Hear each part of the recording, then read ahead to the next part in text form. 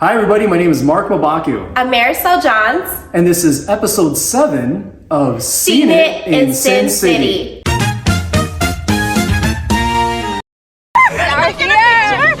my god, I love your dress. Actually, can I get a picture? Really? Yeah. What if something happens? Like, we can't just leave a ship, am I right? I don't know where I'm going. Okay, Nancy, go to your muster station. There's a stairs to your right. You got it? Say it. Upstairs. To your right. Go. This is my Auntie Iris, the COO of Comtech Singapore. You must be Mr. Turner. Yes. Miss D'Angelo has been expecting you. Is everything okay? Another day, another disaster. You've been given lots of opportunities to work other places. Why did you come back? Same reason you did. This place is special. Ladies and gentlemen, this is Giovannie Espiritu. Hello, ladies and gentlemen, folks. Hi, thank you so much for having me on the show. Yeah, thanks for joining us today. Thank you for being here. You have a very accomplished, very extensive biography. Giovannie Espiritu. She is a Telly Award winner. She is a member of the Screen Actors Guild. She's a member of the Producers Guild of America. She's also a member of the Alliance of Women's Directors. Yes. She's a TV Academy member. Correct. She is the, she runs a website, a company. The website is HollywoodActorsWorkshop.com, where you're actually an acting coach. Yep. Oh, wow. And basically, to summarize everything that you've done so far, professionally, you are an actor, a writer, and director. Yes. And you are also a chamber member. Yes, I am.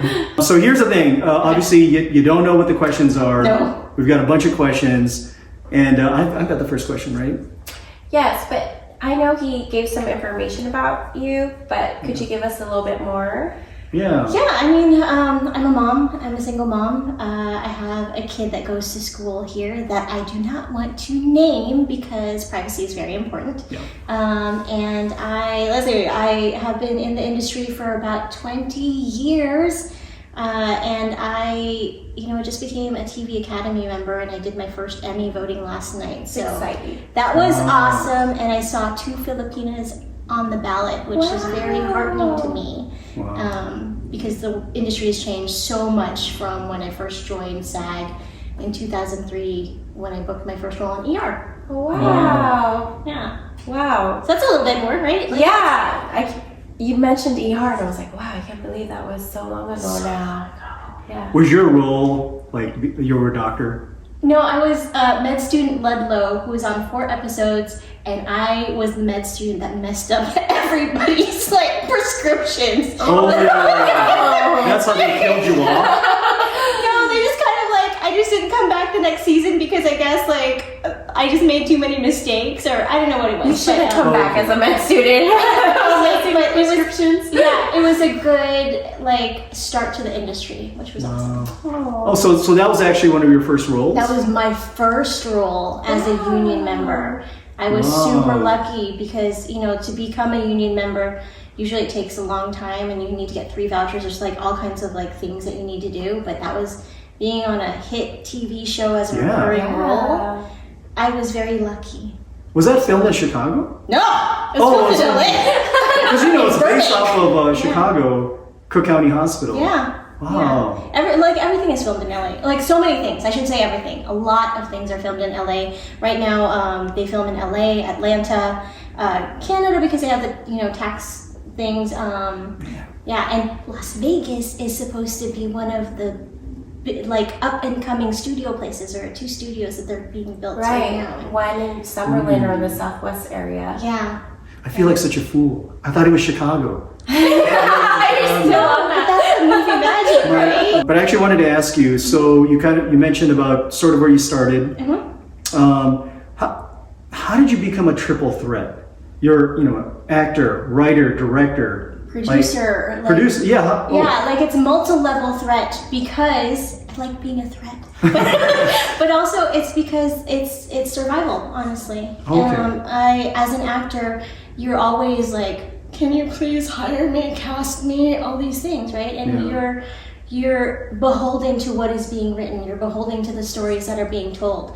I'm very thankful now that there's more roles out there for Filipinas, for Asian Americans, but it's been 20 years, right? And when I'm originally from the Bay Area, I moved to Los Angeles in 2016 for a lot of different reasons. Like I couldn't move because I have a kid, right? Like, you know, custody stuff.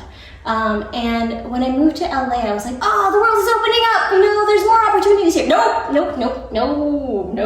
It's actually still a very hard industry. And so, you know, being in that LA grind, I was like, what can I do to actually change the system?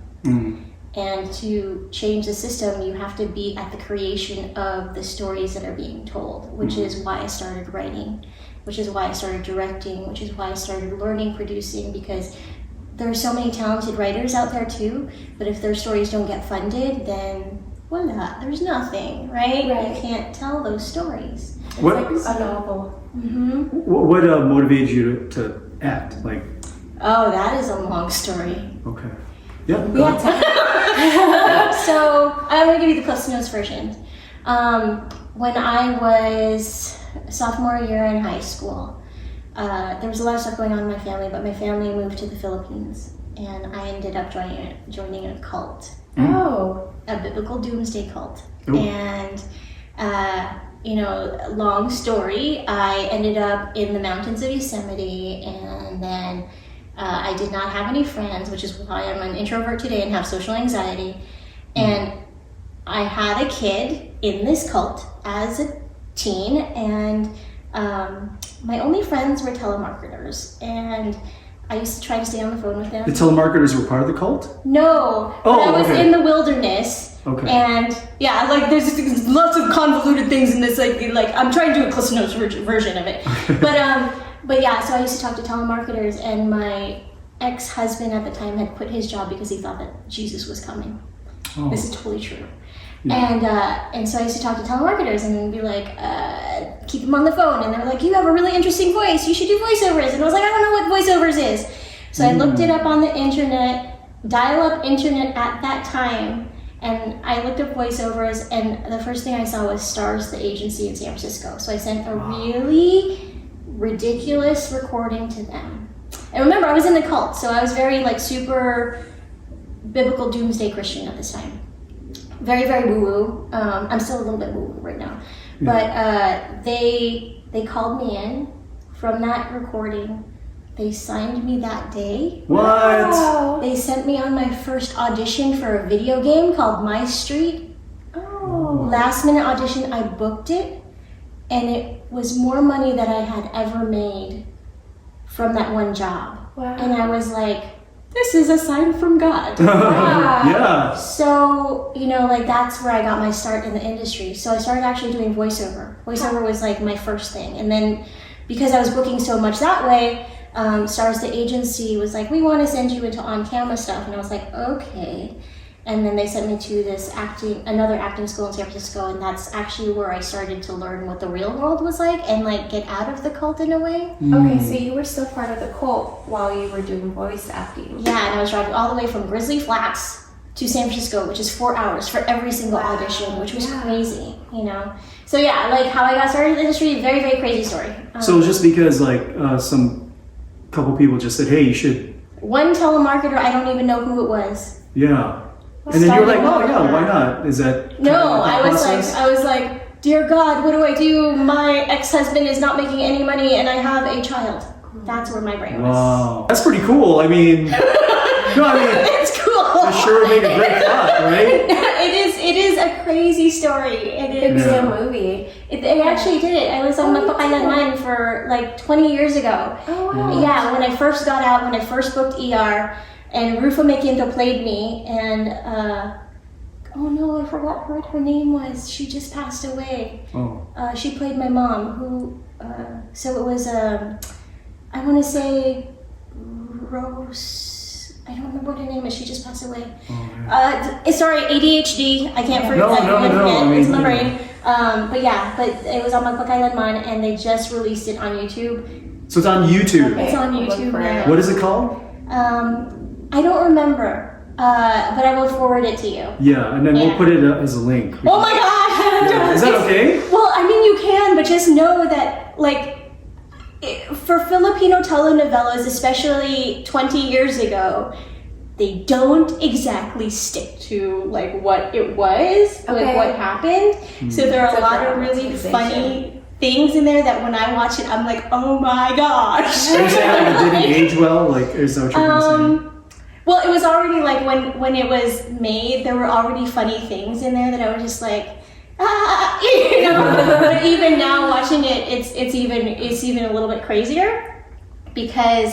Like for part of like, I'll give you a couple of examples. There was a part that I told the writers where it was like I lived in a cabin in the woods doing doomsday stuff, and if you watch it in the telenovela, Rufa Maquinto, who plays me, is like in a beanie and a long skirt because we couldn't wear pants in the cult, but in like a mansion, right? You know what I mean? Yeah. Like, so that's one of the funny things I start laughing at, and then like there's a part because.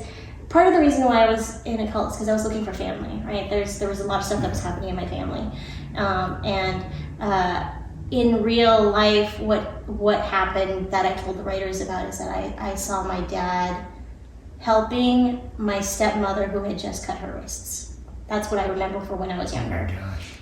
In the telenovela, the way that they played it is that the lady that played my stepmother throws herself in front of the car and wants to get run over, right? So it's very Filipino, very like, so there are things like that in the, so if you watch it on YouTube in the links, just know that there's a lot of dramatization that happens that's crazy to say because Filipinos were super dramatic already, right? Yes. Yeah, So how did you get yourself out of the cult?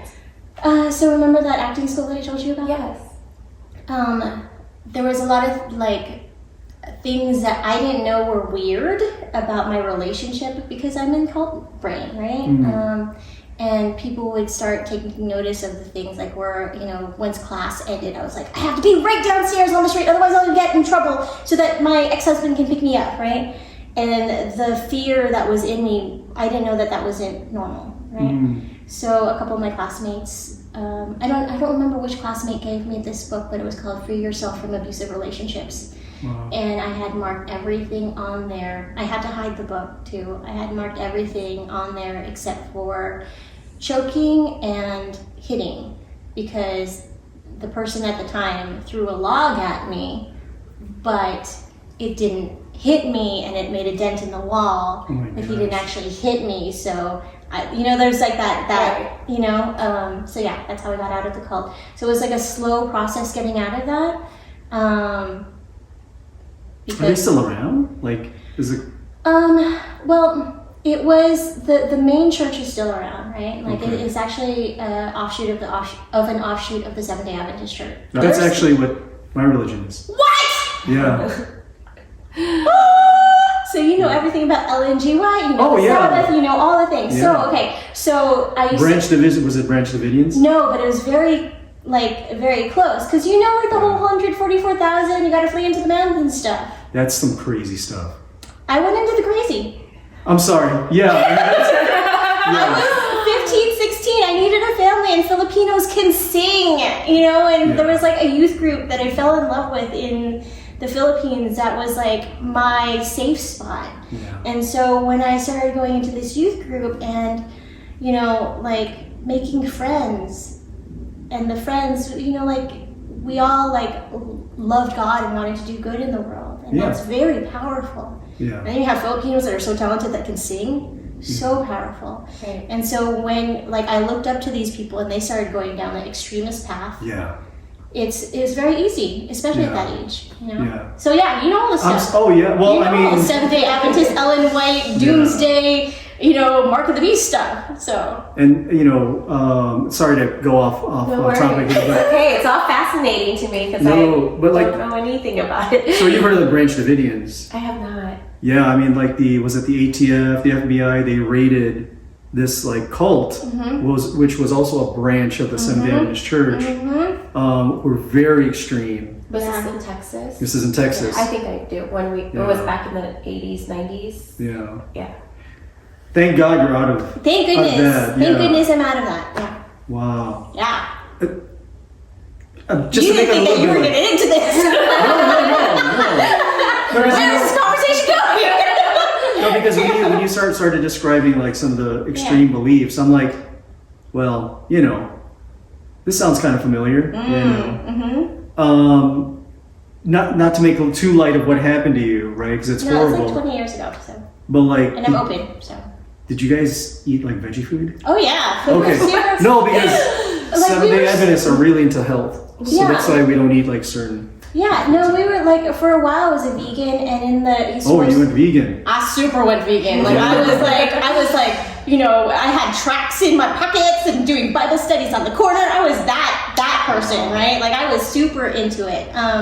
But yeah, like for a while when it was super extreme, there were some places where in the Philippines where I started, right, where it got super extreme, there were some like members I remember, because you know, like the whole, what is it, the 7 angels health message, 3 angels health message. What did it say? 3 angels. 3 angels health message, right? Like the 7 things that you're supposed to do. They went super extreme, and they were like, we're going to the back to Eden diet, which they only ate raw food.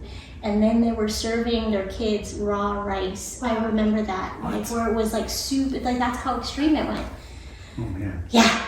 That's very extreme. Yeah. Like grains of rice. Yeah. And then like they wouldn't feed their newborns.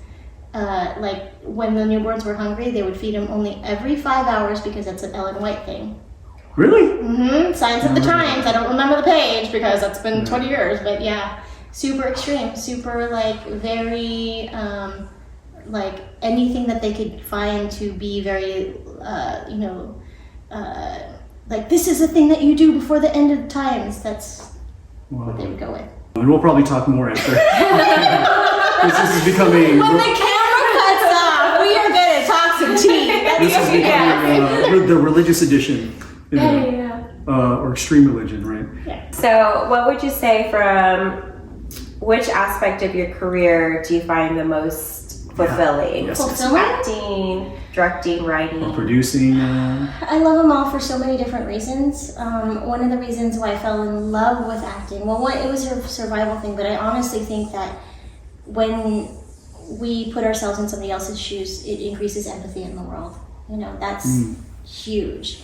Teaching kids, teaching adults that all emotions are valid and that they just lead us to what is important in our life, that's super important to me. So there's like, I love the acting part of that for that. It's very cathartic. I love directing because I love seeing actors' performances and how their humanity. I love producing because I like being able to be in control, or like be a part of the stories that are being put into the world. Because if we don't do that ourselves, then it's the main narrative that is forced down our throats, right? So I feel like all of those are a privilege, and I like them for different reasons. But the most fulfilling is being a mom. I know, right? Like that people don't put enough emphasis on that. Like that, my kid is amazing, and so regardless of what happens in the industry, that is where I get my fulfillment. Did you always have this kind of range? Because you know, we started watching some of her reels on YouTube, and I was just like amazed. Like you've got this range of characters and emotion. Like were you born with that, or just because of life experiences? Like you know where to go. Like well, everybody has that range. Every kid, every child has felt every single emotion by the time that they're 5, right? You see kids that have rage and like murderous intent in their eyes, right? So we've all felt those things. So everybody has that range. It's just being okay and knowing that you can tap into that at any time. And not only that there are no bad feelings, right? When I first came out of the cult, it was very hard for me to, you know, tap into my anger. Because, you know, as women and as Filipino women and as Christian women, we are taught that anger is bad. And we need to stuff it down. And then it becomes very, like, comes out in other ways. Always right? apologizing. Always apologizing. Apologizing to life. Apologize to everything. You know, so I didn't, like, everybody has this range. It's just teaching yourself that it's okay. And you self-taught, or like how did you? I mean, like I went to acting school to like learn how to dissect scripts. Yeah. And it took a while to figure out like how how to manifest that feeling in my body, you know? And it also takes some time to learn how to let it go. So that's also really important because it does get stuck in your body. But yeah, everybody has that range. It's just being accepting of it and learning how to recreate it and then learning how to let it go. I think you would be supportive of like TV shows like Bluey and Miss Rachel, because they're always talking about emotions. I have a 2-year-old and a 4-year-old, so I watch a lot of those TV shows. Yeah, I totally would. Like, I think that's so important for kids to know that, you know, all these emotions, they teach us really important things of like what is important to us, because you don't get angry unless something is really important to you, right? Right. And if you and it's usually sadness underneath the anger, which is very interesting. Yeah. That is interesting. Like I would be, I'd be afraid of being an actor because I think I'd like be crying all the time. Maybe. You know, like even though it's supposed to be a comedy, like, you know, like because it's, you know. But comedies are the best when you tap into those real feelings, right? Like we don't. It's scary though. It is scary. It's very vulnerable. Because sometimes I'll sing, like they'll ask me to sing, right? And it's like I get up there and I'm not like my wife. Like your wife's very talented. She can like, she's a really good performer, right? It seems like she's on, but then she can just turn it off. Me, I feel like if I'm gonna sing and I'm gonna really get into the words, it like hits me and I'm like, oh no, I don't want to go there. No, use it. When you go there, just know that emotions are transient. You know, like you don't have to hang on to them. You can feel it deeply, and then let it go. This is great.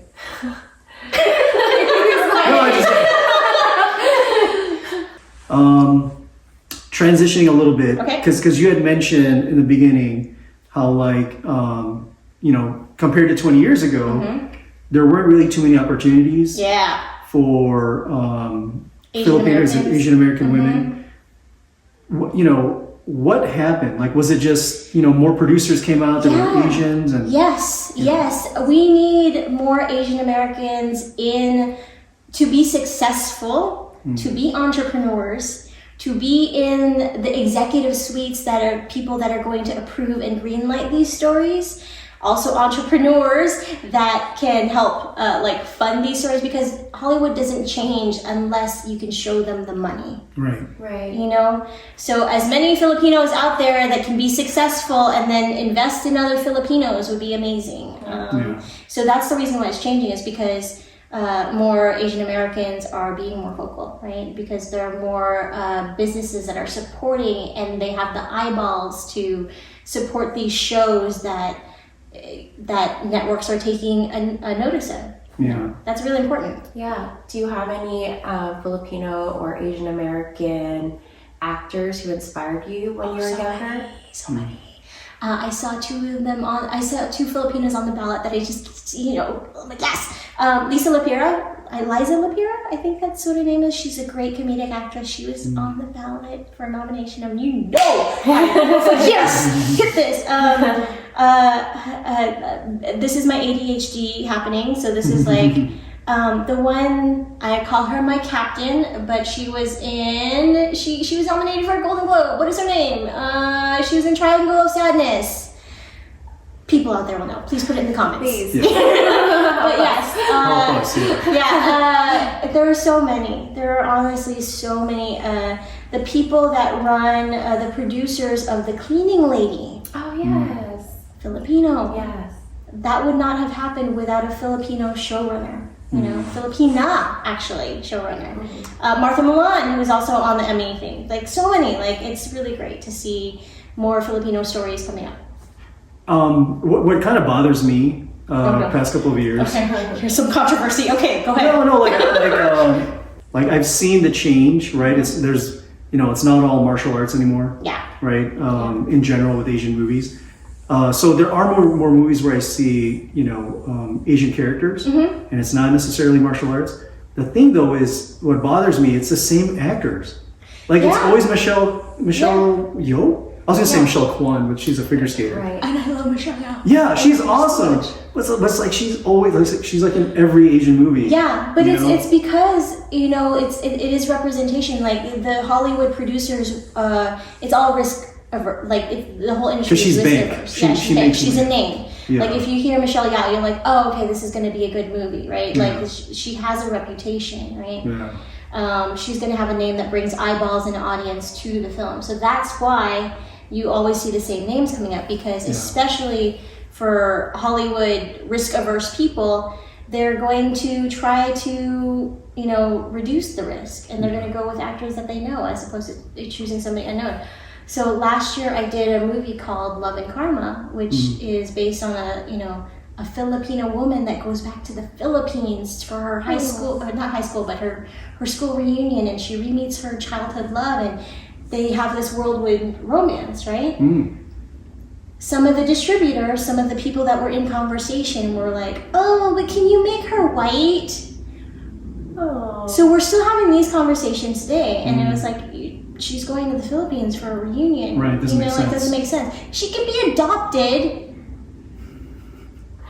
That's so. You know what I mean? Yeah, that's so ignorant. But it's not ignorant to them. Right. And it doesn't come from a place, and this is what I had to learn, it doesn't come from a place of like racism. It Right. comes from a place of like money. Yeah. Exactly. So if the Filipino community can show that there's money behind these shows, more of them will get made. Or the characters, Or right? the characters. The actors, yeah. Like even with Jokoy's movie, right? Yeah. Like the fact that it was made is amazing. Yeah. And so one of the reasons why was it Crazy Rich Asians was Yes. such a Yeah. success was because Gold House helped premiere it. So Gold House is this organization that's been amazing, where they're actually what they did is they asked very prominent business leaders to buy out cinemas during the opening weekend, so it could show the powers that be that there is power in the Asian American community. Right. We don't have that for Filipinos right now.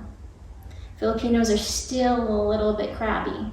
Well, probably because a lot of us think about going to the medical field first, right? And then maybe entrepreneurship second. Yeah. And then way at the bottom is like Yeah. being an actor. Yeah, and I don't know if there's like some like, I don't know, but like if any Filipino Americans can just support whatever, support our community. I mean, that would be Right. wonderful. What's I know you mentioned that you have a lot of people that you look up to. Yeah. I'm sure people give you direction all the time, especially when you're, in an acting role. Oh yeah, you But have to like- be able to take direction. Yeah, but from a professional standpoint, from a personal standpoint, what's been the best advice? There's probably more than one, but like, what are some things that come to mind? Like, I'm man, allowed to curse here. yeah, Be authentic. The thing that I'm learning this year is do no harm but take no shit. yeah, I think for a long time, especially being, and I have to bring this up all the time, being a brown Filipina, kind of quiet woman, people tend to trample on you, and they don't take your authority, and sometimes you have to grow claws, which is very scary. because non-confrontational. That's sort of how. Yeah, and it's also like I have learned also that in certain situations I have to bababa myself, right? To appear that way, even though I know more than them, just so Is that that sad? they'll respect me. It's very sad. Yeah. It's very sad. Yeah. So I don't know if that's the best advice, but that is the lesson that I'm learning this year. Yeah. Is that sometimes you have to like stand your ground. Know when those times are. Do you feel like, because there's sort of this transition, right, that happened. There's more roles, more Asian roles, and now you're maybe, the baton is being passed on to you, Yeah. and then you've got this like responsibility to make Yes. sure it keeps going, Yes. keeps going to somebody else. And also kind of to thing. protect the next generation. Yeah. Because if, and that's hard, because when you say no, sometimes then you get listed as like, oh, she's difficult, she's a diva, right? Yeah.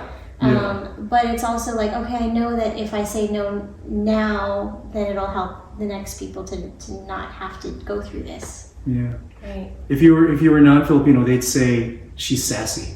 You know what I mean? Like, they use a different term. Oh yeah, for you sure. know, but if not. But even just being a woman, it's like being a woman and having, you know, ambition and staying your ground. It's like, oh, she's a bitch, right? Right. You know, just being female. And then you add on top of that you're Filipina. You know, because that's actually, being Filipina is still a smaller segment of the Asian American, right? Like, still, it doesn't have that much power yet. Filipinos in general are like, I think, the number 3 consumers in Asian American community. Oh, wow. That's huge. That is huge. And so coming armed with data actually helps, you know, so in these conversations. But yeah, like, I had a conversation once with, I think, MJ Recado, you know who he is? Another talk show person, and I was saying, you know, like, I'm shy. I'm so shy, like, with standing up for myself. And I still am. I'm still learning how to. But he's like, it's not just you. It's not just you and this small Filipino community that you're thinking of. You are backed by 112 million Filipinos internationally. Know that that's what you stand for. You're in these spaces and you think that you're alone, but you are representing a community, a worldwide community. And I take that very seriously. So, with all this in mind, what have been your greatest challenges? All that. Is it like an everyday thing then? You know, when I deal with the industry, yes, but I'm learning how to be mean. I'm trying to be mean and threatening and intimidating. Just ambitious is not being mean. No, but I'm trying to. I'm actually actively trying to, and it's not mean. It is not mean. It's not. just Assertive. You're just assertive, but it's like, it's being characterized. It will be characterized as that, because I still haven't gotten to that point yet where I'm like super mean. Like, I'm trying to be. I'm really trying. I can't see you mean. But when I'm mean, it's actually funny. Like, people take it as comedy, and I can't And you're help not that. trying to be funny? I'm not trying to be funny. Take me seriously. You know? I'd probably be like, is she acting? Is she playing a role right now? You know, character. Yeah. No. But yeah, no, I'm trying to actively be mean. No, that's a lie. Well, you're an incredible actor. So, Thank you. like I said, you guys need to check out her reels. Cause man, yeah, I get, you know, especially now after, like, you know, talking with you about this, I really feel like you're just part of that group that's gonna, you know, pass it along, like, keep it going, right? Yeah, I hope so. Do you go to Hollywood a lot, like, for? I go there for work. You Okay. know, I live here in Las Vegas since 2021. I love the wide streets. I love the red rocks. I love our sunsets. The heat, a little bit, but Yeah. you know, and I'm not really a Hollywood person. I found, you know, like, it's really hard to be a woman in the industry with all the body image issues that we were talking about earlier. Right. Yeah. And I think it's actually better for my mental health to be out here. So, but I do go back and forth. Like, I went there, I think 2 weeks ago, to support another Filipino production company named Howling Gale. Shout out! Yeah, just because there's not enough of us, and I would like us to grow more. So if I can put my support behind that, I'm gonna try. And then, I was also there for, like, my first TV Academy event and the Producers Guild of America conference, which happens once a year. Because I was actually going to ask, because I know off camera, you had mentioned that possibly Las Vegas could become Hollywood 2.0. Is that I what? hope so. Possibly. So I thought maybe that's why you were here, but actually you're here for other reasons. Yeah, I'm here for other reasons. My kid goes to school here. And why would it be 2.0? Like, what are they filming more movies here? You know what? I don't know. Like, Atlanta's a big hub, Right. but hopefully, you know, Nevada is going to have more tax incentives for producers. But there's space. You know? Yeah. There is space, and if they build the infrastructure for the studios, and if they have the workforce to support an industry, that'd be great. See, because, like, this kind of goes with what you're saying. Like, there's a lot of Filipinos here. So, like, you know, I know that, like, maybe if I grew up in Hollywood, you know, I'm seeing Hollywood everywhere. So, like, hey, maybe I'd want to be an actor. Possibly, right? Instead of, like, wanting to become a, you know, blackjack dealer. You know, I want to consider. Do you want to be a blackjack dealer here? But you know what I mean? Like, if this does become, like, a big, you know, there's a lot of film studios, Right. a lot of shows are here. And the kids now, you know, the Filipino kids, that's what they're growing up to. It's an alternative to like, you know, working medical fields or the, you know, the strip. Well, yeah, it's also like, you know, like you if you see it, you have more hope that you can be it, right? And that's like the whole thing of like, we didn't see a lot of Filipinos in the media, but it's starting to happen. So now like a lot of Filipino children are like, oh, that's a viable path, which we didn't have that before, right? So that's why representation is super important just across the board. Yeah. My kids, they love watching Fresh Off the Boat. So it's something they can relate to. Right. Which I love watching with them because, you know, it's a show about him living through the 90s, and that's when I grew up in Southern California. So I feel like I have a lot of the same experiences. Yeah. Even though that was, you know, in Florida, but yeah. But it's still a relatable experience. Like, we have not had that. Like, everything that we've watched before this, like, you know, uprising has been told from a Caucasian, primarily male point of view, right? So that's what we've been assimilated to, like, you know, have sympathy for, right? Right. And another reason why I feel like filmmaking and storytelling is so important is because it humanizes us as Asian Americans, right? Like, if we're humanized more, if people can see our struggles and our stories, it becomes harder to kill us. You, you know, kind of staying with Vegas, you've actually partnered up with Film TV Network. Yeah. This is kind of your new project? Yes. And they're local here in Vegas. They're local here in Vegas, and the reason why I took this on is because FilmTV.US is primarily known for news and also live music shows, right? This is their first narrative project. And honestly, like, I need sponsors and businesses to help me make it happen because the budget is small, right? But I've made TV series for little amounts as well. I still need help with it, but like, the reason why I'm doing it is because if I really believe in pushing forward Filipino stories, and this opportunity was presented, and there's this platform that is going to, you know, help Filipino stories move out into the world, then yeah, of course I'm gonna say yes. Even though it's gonna be a hard road, even though I have to make chocolate cake out of lemons and figure it out, I'm gonna do it because it's called Made to Shine, y'all. So, and it, like, even though I want to tell stories where Filipinos are more like executive positions, things like that. Right. If you notice, like, a lot of the Filipino stories that are you know, out in the media where it's accepted by the general population, the Filipinos are like ba, right? So that's why it's like, she starts off as a maid in the industry, but she's made to shine, you know? Like, she has a romance with a Filipino pop star, and you know, like, Filipinos can sing. So I'm really excited about this series. And yeah, partnering with the FilmTV.US network. I would love to partner with businesses that want to reach a linear audience of 22 million, and they're looking to grow it. Wow. So when does it come out? So we still have to make it. Okay. Yeah, but you're looking for the actors, right? Yeah, we're looking for actors right now. So we're looking for Gabriel, who is the Filipino pop star, late 30s. I mean, must be able to sing. Late 30s. I'm like close to 50. But anyway. No, Daw's 17. You're Asian. Asian don't raise But I can't cry. Okay, well, you can try to cry. You know, but just try it. There's gonna be like. I'm actually just kidding, but okay. Elena, who is the maid that's gonna shine. She's late 30s as well. She is very shy about her talent, right? And then can she sing too? Yeah, she needs to be able to sing. And then Miguel, who is her son, her teenage son, who is very protective of his mom, but a bit of a hothead, right? And then Noli, who is like your best friend, right? Like hype person. And Noli can be male or female or trans or non-binary. I don't care. Okay. Yeah. So I'm looking for those 4 roles right now. There are a lot more roles in the series, but I want to start with our first 4 because they are going to anchor the show.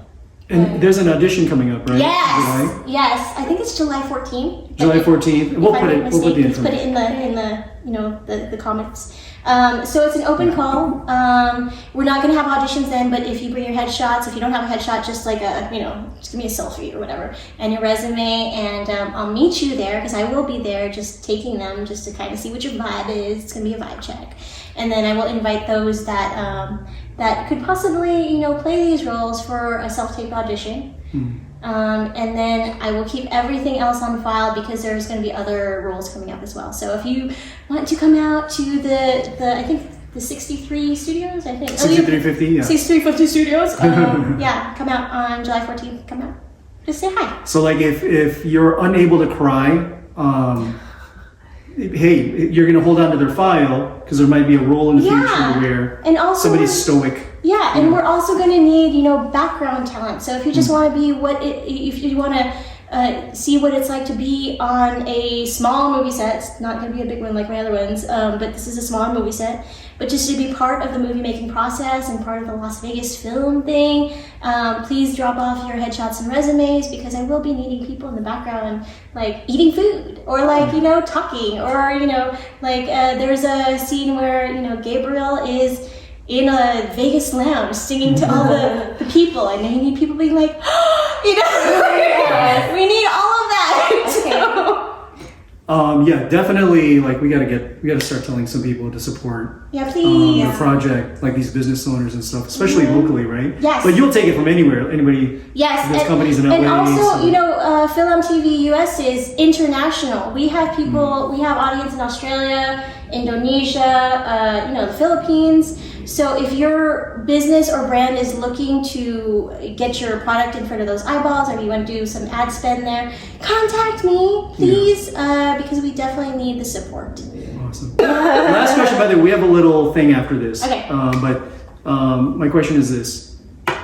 Is it possible, and it doesn't have to be you, but is it possible for somebody to create either a movie or a sitcom based on a Medicare broker and a real estate professional? For sure. Because they have sitcoms about for the sure. ER. For sure. About you get me the budget, I can make it happen. Yeah, a realtor and an insurance agent, right? I mean, that's funny, right? That's exciting. Yeah, for sure. I think she's serious. I am serious. Really? I am totally 100% serious. Interesting. You think that Sharknado was an idea? You know what I mean? Yes. Like, there are all kinds of different kinds of movies out there. Anything can be made. Stories are limitless. It's infinite. How much do you need? How much do it depends on kind of what kind of show you want to make, right? Like we can make things. Like, like 50 grand? Is 50 grand enough? Yeah. Really? Yeah. But you'd have to like wear your own clothes. Yeah, it just depends. Yeah. Okay. But for sure, it's possible. Anything's possible. Anything is possible. Like there are some pilots. I think It's Always Sunny in Philadelphia was made for very little money. Yeah. Possibly like that. Maybe even less. Interesting. But it was like 4 friends, right? Yeah. Just in a bar. I think that's what it was. But that was a pilot episode, right? Wow. So yeah. There's Well, how much was the Blair Witch Project? I think that was 80,000. That was still 80,000. That was just like video camera, and then they're in the woods, Yeah. right? Yes. Yeah. Oh, because of the salaries. Yeah. Salaries and Okay. equipment, also post-production stuff. So Interesting. yeah, but if you actually want to make something, if anybody out there wants to make something, talk to me. Guys. my Because gosh. it's real. And we don't have somebody like this, like, right? Yeah. Yeah. I mean, if you That's wanted to make a amazing. horror film, I could throw out numbers. Like if you wanted to make a small horror film, or even like just a feature film, like Yeah. a feature film, we could probably do it for $200K. Easy. What if- Easy. Super easy. What if this movie Mm-hmm. of realtor, The Medicare. Medicare agent, it's done in Tagalog or Bisaya? You can. Yeah. Oh my gosh, everything is a yes here. Like, Well, I mean, like anything is possible. We actually have to sit down and like talk about budget, talk about what this. It actually starts with a story. Everything starts with a story. Like, you know what I mean? If it's gotta be interesting. Yeah, if it's a buddy thing between a real estate agent and an insurance person, Yeah. right? and then it's like a two buddy like with opposite personalities, and they go like, what is the obstacle? But if it's only two people and like they're friends, that is super easy to do, right? If it has a lot of like explosions and car crashes and you know VFX stuff, that's gonna be a lot more. So you know, like anything can be done. Stories are infinite. It's just where you can, like, how are you gonna back it? Awesome, man. You're making me dream now. Yeah, you should. My life could be different. It could. Our lives could be different. Yeah. You could make a whole documentary, just you, day in your life, Medicare agent. I mean, that is like YouTube, right? Like that's like vlogs and stuff. Exactly. Yeah. You're making it now. You have a producer here. We Not do. just me. You have another one. Goldie. Yeah. Shout out Cracking up to behind the Goldie, who's a singer as well, and an amazing art direction person. Hey, thank you so much for allowing us to talk about kind of like everything. I feel like we've, you know, we probably could go more like longer. Probably could. We're probably gonna have conversations after this because we got into a lot of stuff. We did.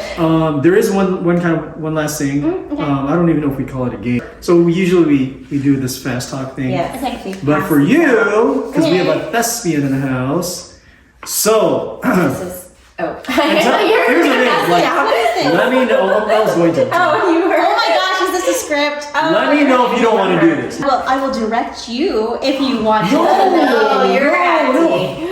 And here's the thing.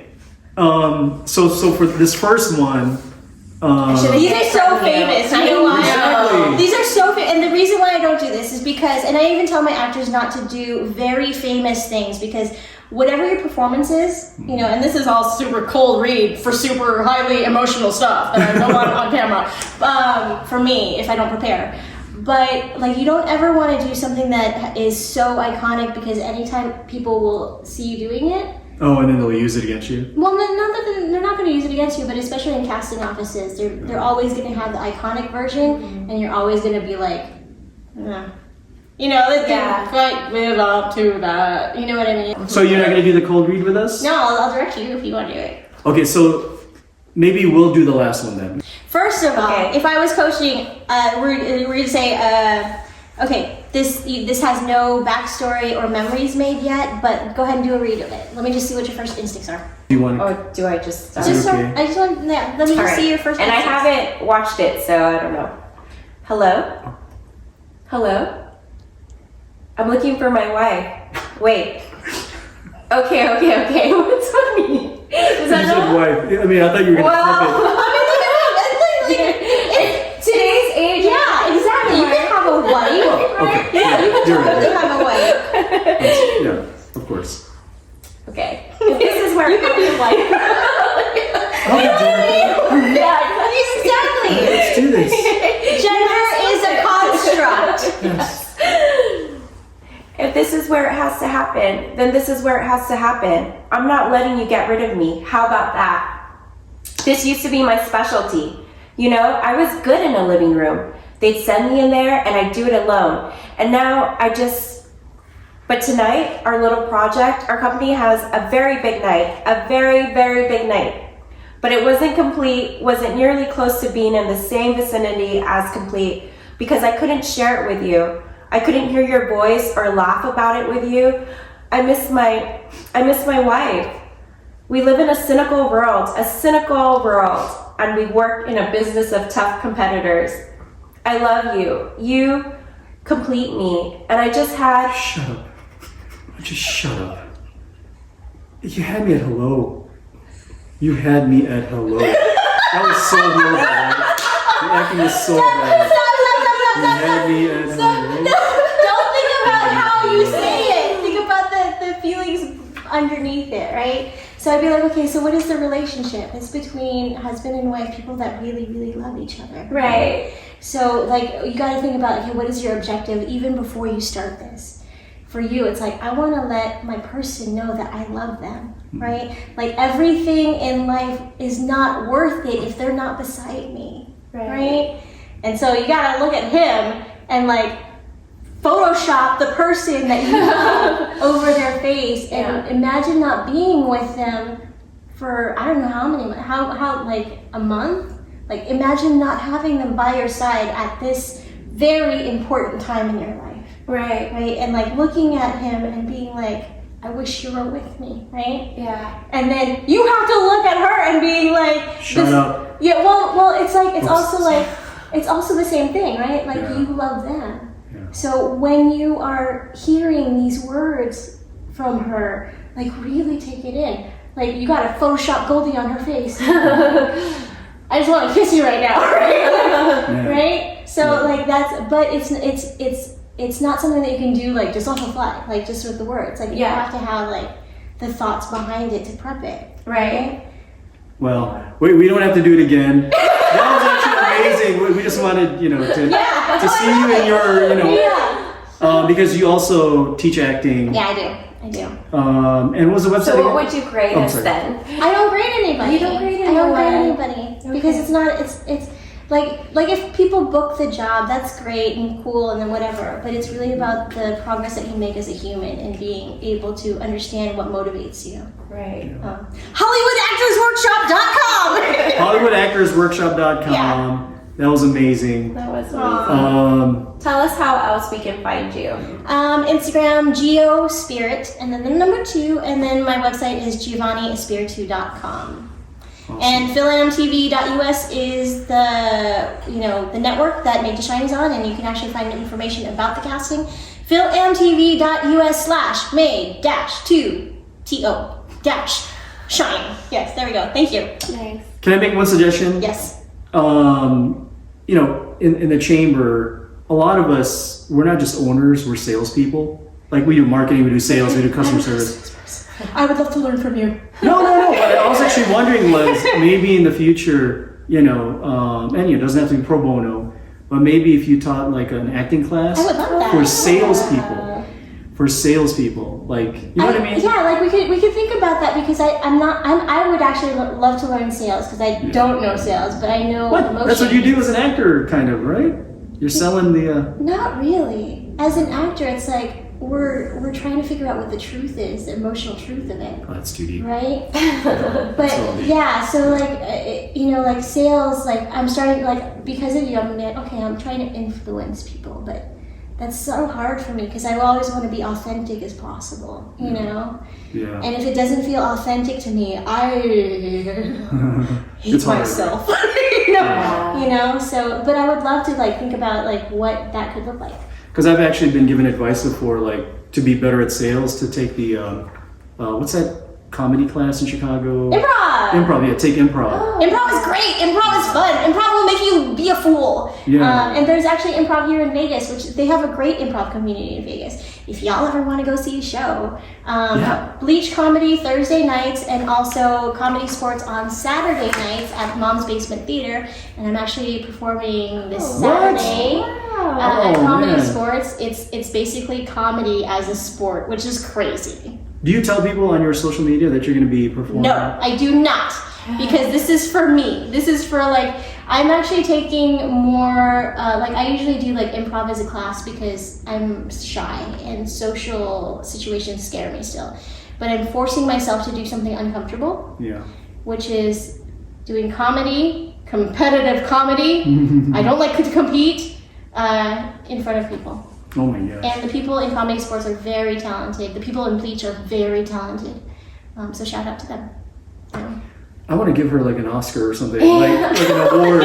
You know? I would love that. Like I would love to win all the awards, not just because I'm selfish, but also I know that it uplifts our community because it's like, oh, these stories, they're worth something. And that's kind of not the only reason. I mean, it feels good to get an award and to be acknowledged, but the awards that I do get, I'm like, okay, it helps me to not have to explain myself so much. Yeah. Well, Telly award winner. Yes, Telly award. Yeah. National Geographic has a Telly. I have a Telly. MTV has a Telly. Who else did? Microsoft has a Telly. So. Where do you keep it, by the way? It's in my living room. Oh, okay. Yeah. Okay. Yeah. You don't like carry it with you, like in your car? Like... No, but it's also like if there's an intruder, it's like really heavy, and you just be like this. Yeah. So there's a purpose. Hey, thank you so much. This is really great. Good luck with your project. You guys have to support her. Thank you. Made to Shine. Made to Shine. on the FilmTV.US network. Thank you for watching Seen It in Sin City. We would love it if you could follow us and subscribe to our channel. And if you have any ideas for content, guests, please leave them in the comments below or email us at seenitinsincity@gmail.com. All right. Everybody, thank you so much for your time. Hope you found this entertaining. Yeah, I did. Right? We'll catch you guys next episode 8. Yes. Oh my gosh. All right. See you guys later. Bye.